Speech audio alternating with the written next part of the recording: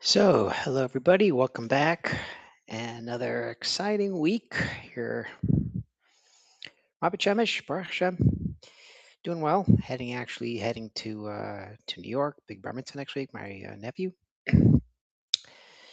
So if you're close to Brooklyn, just keep on going.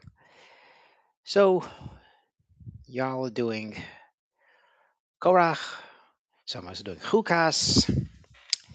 Trying as best as I can because we have this situation where you guys are doing one parsha, we're doing another parsha. Connection. Where do we kind of have these? Where's the tie? Where's the connection? There really is not a lot of connection because there's 39 years. There's a long gap. Korach's year two. Chukas is year 40. We're kind of at the end game. This is the parsha where Miriam and Aaron go away, and Moshe gets Gezerah. He's not going to make it either. And where's the kesher? And I was thinking, it's one interesting contrast we have here is Moshe Rabbeinu. Two different actions, two different outcomes. What takes place in Korach and Chukas? We've got to understand what's happening here. You look at the same Moshe, obviously the same Moshe. You look back in Korach, people full rebellion, attack on the leadership. So Moshe doesn't reply. Shtachu, he bows down on the floor. He bows down. Nothing back at them. No getting angry. Speaks to Hashem. Hashem, you got to take care of these people. And we said last week that because it wasn't an attack on Moshe, it was an attack on Hashem. You attack a tzaddik, and Anav says, it's not bothering me. You're attacking Hashem by saying that I'm not the leader and Aaron's not in charge. Not just that you're attacking me, yeah, but you know what? I'm a messenger. I can care less. You want to fight me? You're going against Hashem. So this, because it's against Hashem, Moshe, Dobbins, this you got to take care of these people. So you got to do something extraordinary, and that's what happens. Moshe totally in the right, and we move on. We move on. 39 years later, here we are, May Mariva. People complaining again. Moshe, you took us out here. You took us to this place. It's terrible. There's no water. Rebellion, rebellion. Same thing. But here, very different. Moshe Daven's Tashem, and Moshe calls them rebels. Shimon Hamorim, no tzil chemayim. Gets angry. Instead of speaking to the rock, doing what Hashem wants, he hits the rock, and water comes out, and Moshe gets punished. So the same complaint, the same rebellion against Moshe. Korach, Moshe handles it perfectly. Why here? Why here? It flips around. Moshe gets angry. Moshe goes against really what Hashem tells him to do, and he's punished here. What's happening here? So there's different couple of layers to kind of build my argument that I want to kind of put together. The first is in Korach, Moshe does nothing because that's what he is there for. You're a messenger. Moshe the shliach. If you're a messenger, then attack doesn't bother you. Moshe knows. Listen, you think you're attacking me, but Moshe's the Anav. Moshe's a shliach. Moshe says, listen, you can attack me all you want. This is against Hashem. I'm not getting angry because you think you're attacking me. You're really not. You have a complaint. Let me take it up with God. That's who you're doing this. I'm gonna do this. This is not my choosing. I didn't choose myself or Aaron or B'nai Kahas or Itamar. This isn't me at all. There's no ego, nothing to defend. Moshe's calm. May Mariva, Moshe has action to do. Moshe is told to take the stick, speak to the rock. Now he's not just delivering a message, he's actually doing something. And the moment that you go from being a shliach to owning or doing an action, you own it. You become an owner of it. And you do something, it's personal. If your boss says something to you and you do it, people complain all you want. It comes from the manager. But if you do your own thing, it's all your own project, your own idea, and that fails, You take it personal. Why? Because it's your thing. So when the water doesn't come out the way he expects it, Moshe doesn't stay calm. He hits it. He changes the action. Goes from a shliach to doing exactly what Hashem wants to an actor, to the owner of it, and now he's the owner. And there's a little shift there. In Korach, Moshe is a perfect messenger, and in Mei Meriva, Moshe becomes the actor, the owner, slightly, and what was he wasn't supposed to do this. So that's the first piece of the change of Moshe. The second idea also is expectations. Year two, the people just came out of Mitzrayim. The people just put up the Mishkan. They're just getting the mun, and they don't know too much. They don't know better. So a complaint against Moshe, again, wrong thing to do, but it's year two, year 40. Just think about it. As you're going through the parsha, they're complaining. You're like, haven't we heard this before? Of course we have. The mun, the be'er, Nani Kavod, 40 years of miracles. They're still complaining, still attacking Moshe. There's disappointment there. And they should have known better. And the high expectations that Moshe has for them is where Moshe loses this idea. And you think about this. We have children. You treat your 18-year-old different when he or she screws up than your 4-year-old. Oh my gosh, at 4 or 5, you don't expect any better. The kid throws a tantrum. The kid wants this. Well, you can't expect a 4 or 3-year-old. Kid's 18, 19, and they still screw up and they still goof off. You're like, oh my gosh, the expectations are different. The Mior Naim in this parsha has a very interesting, a very deep idea that we look at physical actions, we tend to like separate things with Torah. Fantastic. That's a Hashem. Then we have Avoda. We work. Masumatan, as we call it, business, taking care of the kids, hopefully doing the right thing. But there's a certain mashal when it comes to business and taking care of children and things of the world. A sofer, for example. To write a Sefer Torah, you take the physical hide and you literally destroy it. You literally put it into chemicals and you treat it. You kind of breaking it down, turns into cloth. You make the quill, all Gashmias things. Why? We're Gashmias people. Jewish people we're Migashum. We're things of this world. Therefore, we do things and we connect Hashem in the physical manner. We're not malachim. We're physical people. So we do things in the physical world. Now, two people can do the same action, and the surface it looks like it's the same thing, but it's really not. So, for example, the Gemara says two people eat the korban pesach. One guy's doing it because he's really starved, really hungry. Other guy's doing it because he knows this is a mitzvah. If you don't do it, you have chorus. Which one's the biggest schar? Two people have children. One of them feeds the children because, oh my gosh, they're going to complain all day.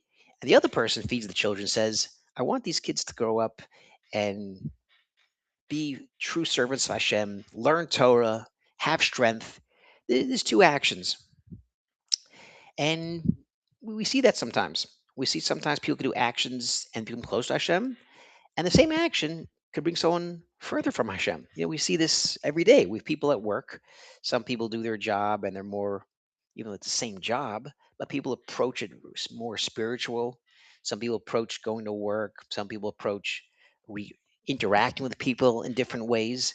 And you see, one person is doing an action. It's an action, but it's bringing them close to Hashem. Another person, it's just an action, no real thought on it. Back to Moshe. Back to Moshe. Moshe acts like his own. He's there himself. He's there himself. And the Moranaim says, "Zos to Adam ki yamas ba'ohel." Yamas.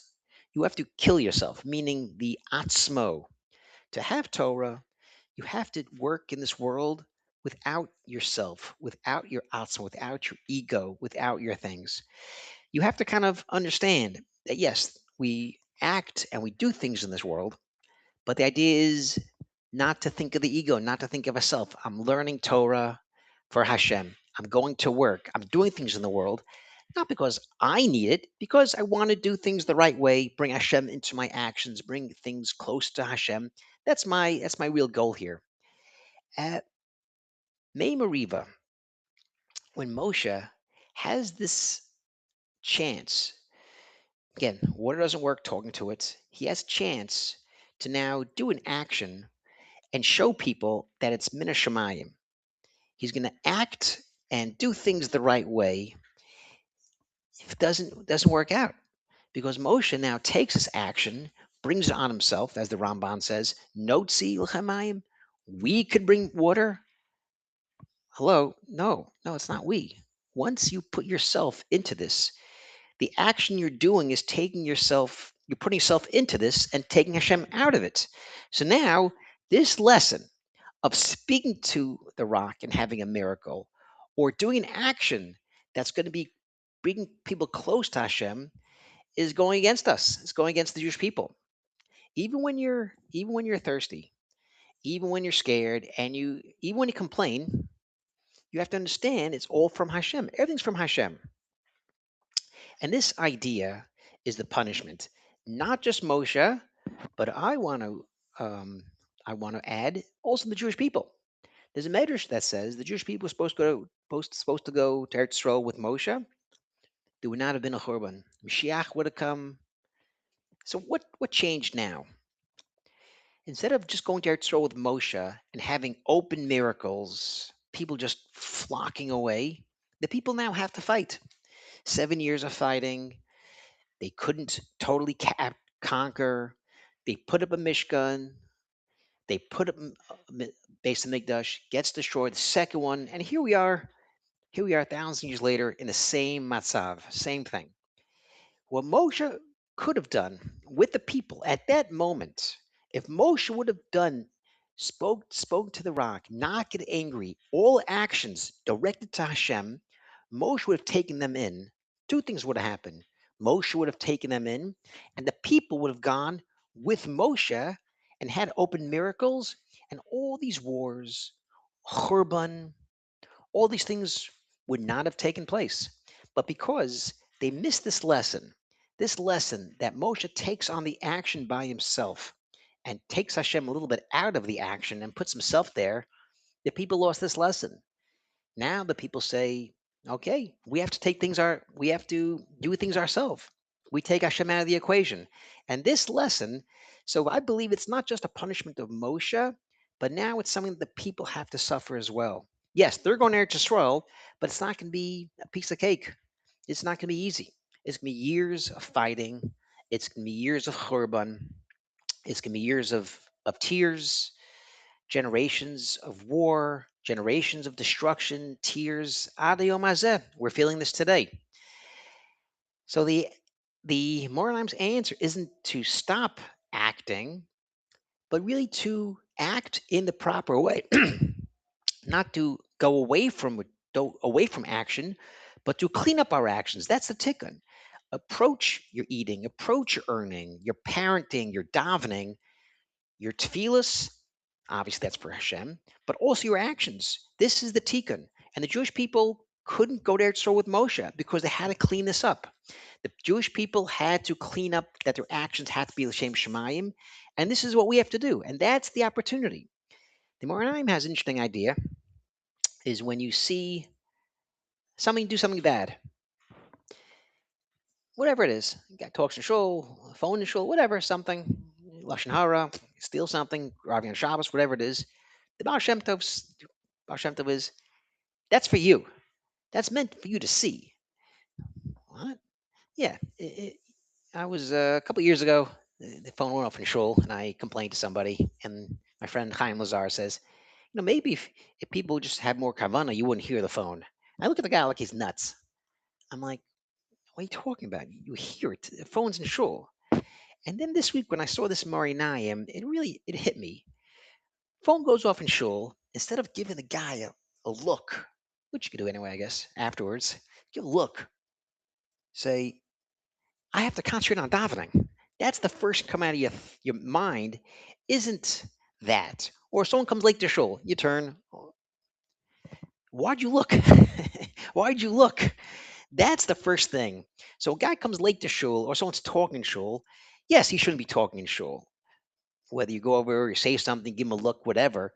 But the first thing should be that's for me to see. And when Moshe hears people complain, the first idea is people complaining there's a reason, and not to get angry, but to stay calm. How do I take this fear, this complaint, and teach it into a moment where we could still be on track to go Eretz Yisrael? And when Moshe yells at them, calls them rebels, the moment is gone. Moshe can't go into Eretz Yisrael, and the people can't go in with Moshe. And that's kind of what we're trying to do, really. So this week, so the point is really every complaint we hear, every problem we see isn't really an attack on us. It's a mirror. We have to work on these things. And when Moshe perceives the people as an attack on him, that's that's a lack on Moshe's part. Kaviyachal, it's hard to say this, but the Mepharshim have these ideas, and that's kind of what we see from here. And with that, Shabbat Shalom.